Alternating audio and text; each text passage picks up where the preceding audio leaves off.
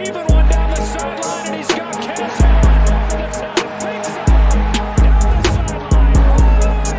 Touchdown. His signature move and his signature performance. Allen, big ball one more time. 58 yards this time. You're listening to the Bruin Bible. This is your host, Will Decker, bringing you UCLA football content all throughout the year for LA Football Network. What is up, and welcome to another edition of the Bruin Bible. Will Decker, your host. Make sure you guys are liking and subscribing the podcast. We are brought to you guys today by our advertisers. Our advertisers are Bell to Bell Fitness, Shea Tor, a realtor out in Arizona, former Bruin alum, and my main man, Howard Chang, a realtor right here in Los Angeles. Let's go through them, guys. Bell to Bell Fitness is a boxing gym on the West Coast used by their FIT acronym, Fight Inspired Training. My main man, Tony Gonzalez, was the boxing coach for UCLA for over 10 years. He has built this gym on the West Side to learn how to boxing, stay in shape, and get you all the essentials you need to become somebody that is obsessed with boxing and fitness. Make sure to check it out. Go into Bell to Bell Fitness and say you heard about it from the Bruin Bible, and you're going to get a free session with Tony Gonzalez. So make sure to check that out.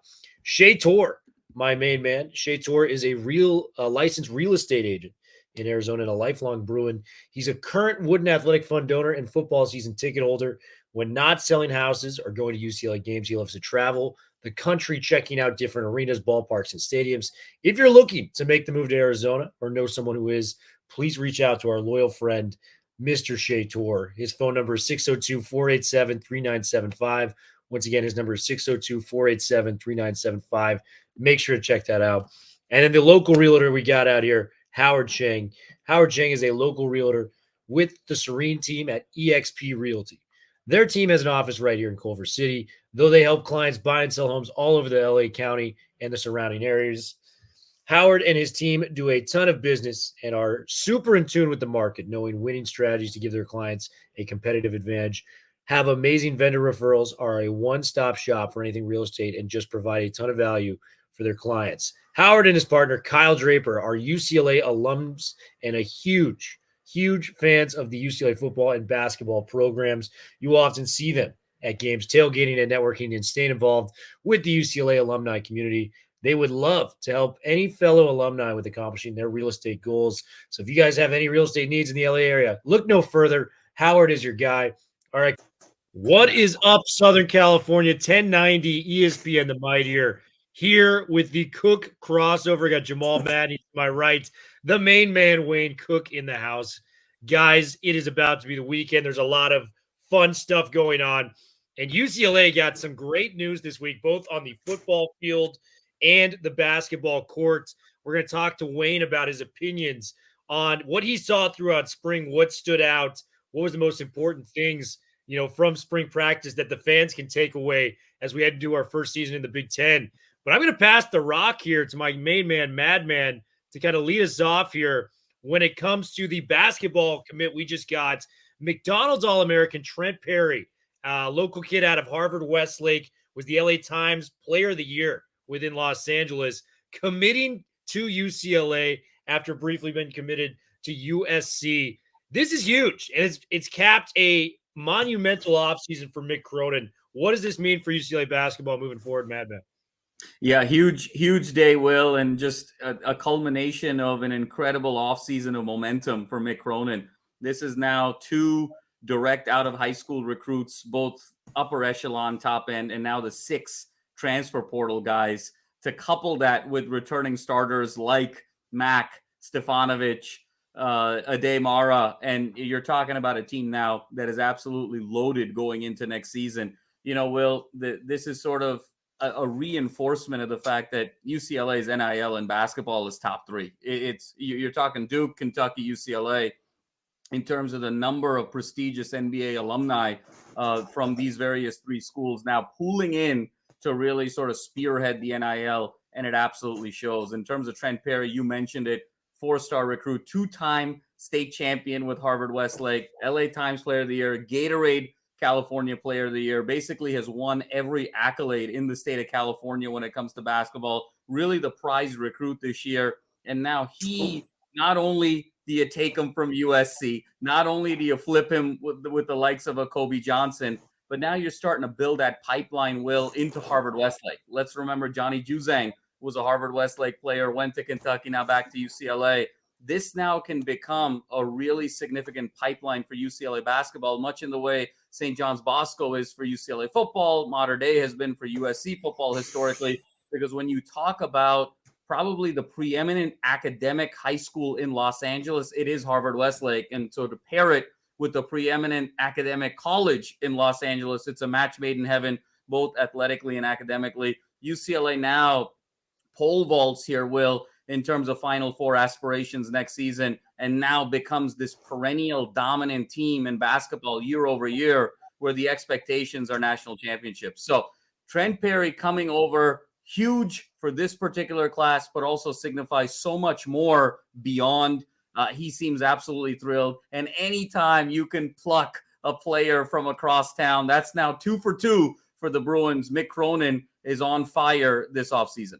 Yeah, he has absolutely killed it for UCLA fans. We have a lot more basketball content coming for you guys this year, so stay tuned on that. It's going to be a lot of fun. Wayne, I want to talk to you about the latest transfer we just got from the University of Washington, Demaricus Davis. This is a guy, local product, went to Etiwanda High School. And this was a guy that, Kalen DeBoer, before he bolted to Alabama, had kind of handpicked as one of the successors to Michael Penix Jr. and what they had going at Washington, a team that just fell short of a national championship against the University of Michigan Wolverines. I've seen the tape. We already have 2 quarterbacks coming in as well with him. Hasselbeck, I think Matt and Tim's relation to this young Hasselbeck kid, Henry Hasselbeck from Massachusetts. And we got Carson Cox, a kid coming in here as well. Wayne, the quarterback room is stocked from what we can see. You have Ethan Garbers, who's going to be the preeminent starter this year. But then when you really look towards 2025 and what that means, you're going to have Luke Duncan, who I thought was QB2 out of spring football, plain and simple. I thought he was very impressive. You're going to have Justin Martin, competing right there with him neck and neck. And they're going to have these 3 freshmen coming in. You've always said competition brings the best out of people. What does this new commitment mean to the UCLA quarterback room, and how will it affect it moving forward? Well, first of all, it's exciting, you guys, and thanks for having me on again. To me, when you bring in a guy that is still a freshman, right? He was an early enrollee at Washington. Remember, beautiful Southern California is hard to beat, guys. So when you're, right up the freeway from where I live, up a little bit north of me, and you get a chance to come home to a new and exciting program, like what's happening with Deshaun Foster is going to be even a bigger, like for all the guys that want to go away and see what it's like somewhere else. If it's not going well, we're a great transfer back home destination. We saw Zach Charbonnet. Okay, yeah. Come back to Southern California and play at home. So, and we saw this with bringing in some offensive linemen and Bruno Fina, and it was funny because I'm sure you guys have thought about this too. It's really hard to keep players in the current climate of transferring when you're bringing in someone else that's going to start. So you just mentioned a bunch of quarterbacks, and let's be honest, we have to think about how many of those quarterbacks are still going to be around. Because quarterback's a weird position, you guys. Like there's 5 offensive linemen, and if you rotate people, you can have 6 or 7 guys that play a lot. But with quarterback, usually 1 guy plays, and sometimes 2, but usually 1. So it makes it really, really tricky. But that's why I love this pickup so much. There's going to be young quarterbacks. Then there's going to be, you mentioned Luke and Justin, and then you're going to have, and this is what I really want to point out to you guys. I don't know if you watched it. You watched the Rich Eisen show with Deshaun Foster today. Oh, if you guys saw it, Deshaun Foster is hitting a home run right now. I know we haven't played any games yet, but for all the, I've talked about it. I liked a lot about Chip, but I didn't like the way he handled the media. And I don't think he pushed UCLA enough. And I think Deshaun's crushing that right now. But he was great. But if you've noticed a couple times now, he's not. And I love that he didn't announce Ethan Garbers as a starter at the beginning. And he made him work for it. But if you listen to Rich Eisen today, and I heard him say it one other time too, he said, I wanted Ethan to prove that he could pick up the new offense, be a leader on and off the field, and all the things he wanted. And now he's pretty much saying he's my starter. I love that. I love that he made him work for it. But now he's announcing like, listen, this is our starter. And I love that. Going back to the freshman group, they're going to have the chance to come in now and learn a complex Eric Bieniemy offense. I've never liked what we did. I didn't like what we did with Dante Moore last year. I couldn't stand it. He was not ready to play football. He was not ready. It doesn't mean he's a bad quarterback. He wasn't ready. This is a very mental game. Everybody listening out there, if you don't have it upstairs as far as like, it doesn't mean how intelligent you are, but if you're not ready yet, you will die. We're going to see it this year with all the NFL quarterbacks that were drafted. Some programs are going to play guys right away. And we're going to be like, why aren't they any good? It's because it's hard, like really, really hard to learn a new system and to play at that kind of level. So I love the gap and the spacing that UCLA has right now. This is a great pickup. He's a 4-star guy. Remember, Ethan Garbers was a 4-star that went to Washington and came back also. Feels like Washington and Notre Dame are like pipelines to UCLA. And Liatu. And I have to say one more thing too, because Jamal, I love that you brought this up. When we talk basketball, and I want everybody to understand this, when UCLA basketball is good, it's good for the football program. When UCLA football is good, it's good for the basketball program. I mean, I'm not kidding you guys. When I was in college, we just won a national championship in volleyball. You know when our head coach was playing? When I was in school. Dave Roberts, the skipper for the Dodgers, was playing baseball at UCLA when I was in school. Ed O'Bannon, who maybe had the biggest change that's ever happened in college football, he won a national championship when I was in school. Lisa Fernandez, one of the greatest softball players forever, was when I was in school. When we're good at sports and we're winning championships, it helps everybody. So, wow, Mick Cronin, don't back that guy into a corner. And then with the excitement of Deshaun Foster and the rest of his staff, I feel like, I don't know if you guys feel it, but doesn't it just feel like there's an excitement for UCLA right now in all sports that is awesome? No question about it, Wayne. I think you said it best. Obviously, men's volleyball bringing home back-to-back national championships. That's 21st overall with men's volleyball, 122 overall in terms of NCAA titles. We had the women's beach volleyball team go all the way to the championship. We saw softball again kind of show its dominance in the last year, Pac-12, coach of the year in that situation. Tennis has been doing so well. Just across the board, there is this sort of domino effect culturally.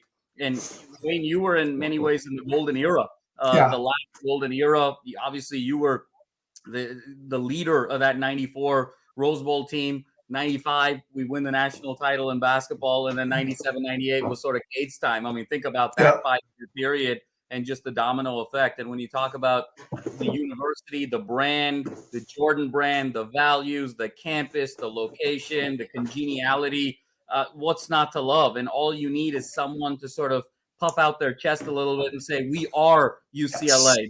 This is a destination. And I think Deshaun's the perfect guy being and so Wayne, kind of taking that momentum, what are you seeing now as you've had an opportunity to kind of absorb the spring and the series of practices, the Friday Night Lights, the spring showcase? What are maybe 2 or 3 things that you've really absorbed and what you're really looking forward to going into the fall? Well, so we'll just make a blanket statement about the coaching staff. I was blown away and impressed. We could talk about Deshaun Foster all day. Eric Bieniemy was a great hire. I love listening to Deshaun talking about how he wanted to make a splash for that hire and how he went about getting him. I just think the whole staff, with seeing them out on the road recruiting right now and with huge smiles on their face, like they're enjoying this. Like they're going out and they're like, listen, we're UCLA. You need to come to our school. And there's this swagger that I love. Like, listen, I know you may think about other places, but this is where you want to be. And so that's awesome. The spring game was amazing. I thought the turnout was awesome. I mean, shoot, I got to talk to one of my heroes from when I was a little kid, Wendell Tyler. He walked right in front of me. I go, Wendell Tyler. I go, dude. I go, I had a poster of you on my wall. The guys are coming back. I mean, we have Wendell Tyler, and then I'm talking to Latu, who's there. Like, and people from all different generations. There's an excitement. The fans seem to really love it. As far as the play on the field, we do have to say this, and it's really important. I played for Homer Smith, who left to go back to Alabama with his family before my senior year. Bob Toledo came in, and he was different, right? I love them both, but he was different. And it was difficult to pick up on some of the new things he was trying to teach me because I just everything else was so easy for me. Ethan Garbers knew Chip Kelly's offense like the back of his hand. We saw it when he played. The ball came out quick. I was blown away from the first practice I went to, which I think was their second practice overall, to the last practice. And how Ethan Garbers, and I'll say the other quarterbacks too, but I actually think there's a gap right now. I think Ethan's quite a bit ahead of everybody else, and that's not a knock on the young guys. They need to keep learning, but it's because he gets the ball out. He is in complete control of the offense, and for me to learn an offense that fast, and I mean, it felt like it took me 2 years to learn Homer Smith's offense, and maybe I'm just not as smart, but I love how quickly he's picked it up. The receivers looked better. We already talked about how great the receivers are. Yes, we all felt like we needed to add a couple of offensive linemen, and we did that. Some good players, some good solid players to add depth, and both of those guys might end up being starters too, but they have to work for it. I don't think that the defense is what's intriguing to me. I watched Jamal practice. I love what Keegan-Malloy's energy and what he brings, and that staff, and a lot of those guys are back. Man, I'm telling you, we're getting Toia back, and I think about the linebackers that we have. Someone posted this today, and I love it when people post online really smart stuff. But when you have to spend 2 guys on Jay Toia, and that's not to say that Keanu and all those guys are going to be good up front too. These linebackers that we have that are phenomenal, Femi and all these great players that we have. They're going to be running all over the field making plays, and I just can't wait to see it. So I'm excited. I still wish we had a little bit more depth, guys, but we still have time. There's a lot of guys in the portal still. You didn't have to sign guys during the portal window. Correct. They're out there. Now we may find a couple more to fill in a few more holes that we have. Yeah, Wayne, a couple things that I saw that it really intrigued me out of spring that I think may be kind of under the radar stuff right now is the secondary. Once again, man, I mean, we had a lot of overturn with the safeties, a bunch of transfer outs, players like that. And you add an Addison who made some really great plays on the ball in the spring-like environment there. You got Ramon Henderson, who's a Notre Dame guy, plugging in. He made a couple picks in, I think the third or fourth practice of spring football. You have that going for you. We know what we have on the outside corners. I mean, Kirkwood nearly made the only pick of the spring practice when he jumped that route, went right through his hands, and he made an incredible read on it. You got Jalen Davies, we know who he is. He's a very solid QB or a CB1 out there on the other side. And then you look at who can compete for that slot job, Kayvon Wallace, and then the new kid that was making noise, Jameer Benjamin, has been kind of a revelation there in the slot. Talk to me about the safeties, because Cody Whitfield, who was the Pac-12 secondaries coach of the year last year, does not get enough credit for what he's doing with this secondary unit. One of my favorite coaches, such an awesome person, and the more he gets involved in recruiting, like when I see him out with recruits and he's got a smile on his face, man, we're gonna get some good players. I'll tell you a couple stories real quick about the spring game. I got to talk to a lot of people. I talked to Kirkwood afterwards. I go, hey man, look good out there. How'd it go? And he just looked at me and goes, man, he said, I dropped 2. He goes, I had 2 picks and I dropped 2. So he wasn't all that happy, but man, he looks good. He's running around and he looks healthy. And with that size, huge advantage.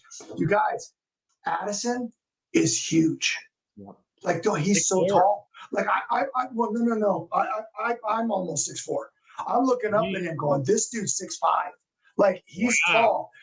I ran into my old buddy who showed up for the spring game, JJ Stokes, who's 6'5". Addison feels like he's 6'5". I'm like, he is tall. Like, it's weird to see, but also built, mature. We know he's been in football for a long time.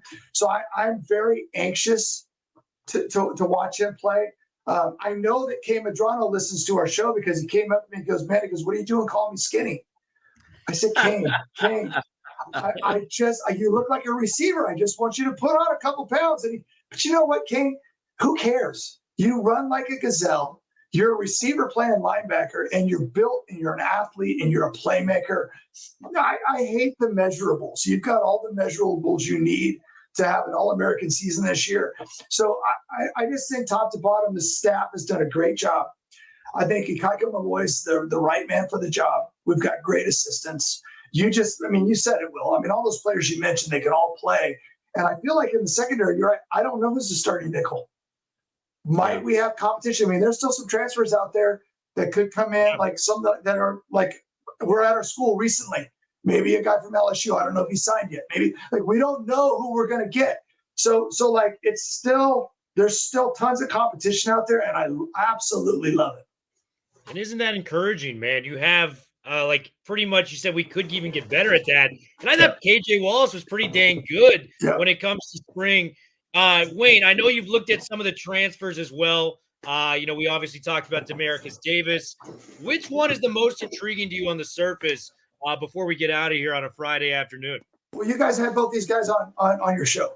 The two new offensive linemen, the one that I insulted from UNLV that I was wondering which one of the players out there was his son. And he said, no, I'm a transfer. I thought, I felt so dumb, but like you want a man blocking for you. And then I don't know how to pronounce his name yet. Unije or Unije. He's huge, right, you guys?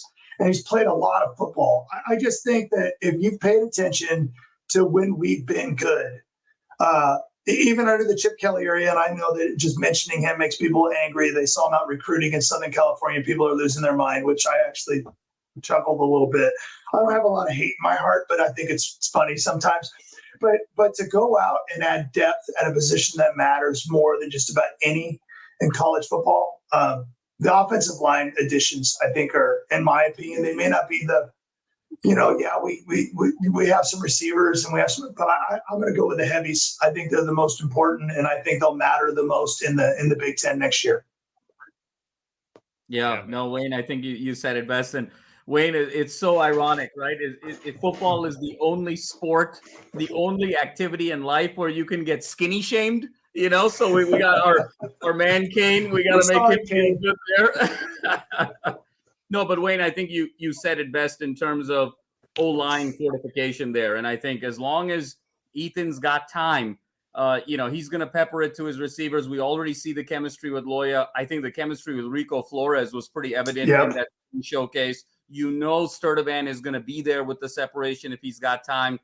You've got some really great weapons beyond that in terms of Gilmer and Pagan. And then, of course, the backs, Wayne. I think what Keegan Jones can do in this Eric Bieniemy offense, mirroring some of these gadget Kansas City Chiefs running backs over the last couple of years, just adds another dimension. So I think to your point, they've done a really nice job on the offensive line. Maybe there's room for one more. And then is there maybe an opportunity still for one or two guys more on that front seven to be able to sign to kind of get that comparable depth on the other side? And then you're looking at a team that is quite formidable in this conference going into next year. And I know we're almost out of time, Will, but like I just want to reemphasize that's why I picked the offensive line.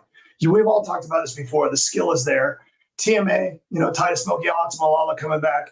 We added a tight end, a big 6'5". It seems like everybody we're adding is 6'5", doesn't it? We're doing a great job. That's why the offensive line matters so much. We got to get these thoroughbreds, and I really think like Coach Foster is being ranked low. Ethan Garbus is being ranked low. Like all this, I can't wait to throw a bleep sandwich from the old movie Major League right in everybody's face. Let's just show them all. Let's go out and win the whole bleeping thing. I cannot wait till next year. Man, I mean, you said it best, man. 4's up. We get ended on the Friday afternoon on some great positivity, great insight from our main man, Wayne Cook. The Cook crossover alive and well on the Bruin Bible. You guys have an awesome rest of your weekend. We will see you guys next Friday. Keep tuning into the podcast. Subscribe to the Bruin Bible on YouTube. I can promise you it's going to be an entertaining offseason with some of the guests we got coming on. Bruin Bible, we are officially out. Have an awesome weekend.